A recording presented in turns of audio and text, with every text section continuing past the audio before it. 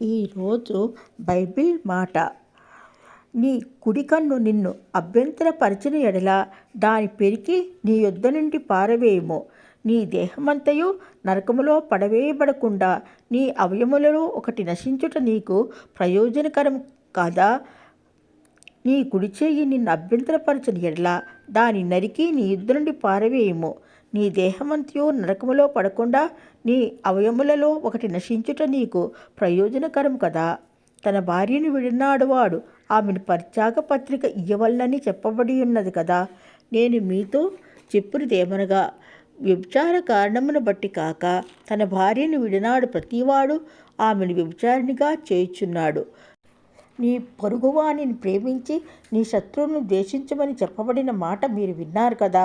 నేను మీతో చెప్పునిదేమనగా, మీరు పరలోకమందున్న మీ తండ్రి కుమారులై ఉండునట్టు మీ శత్రువులను ప్రేమించుడి.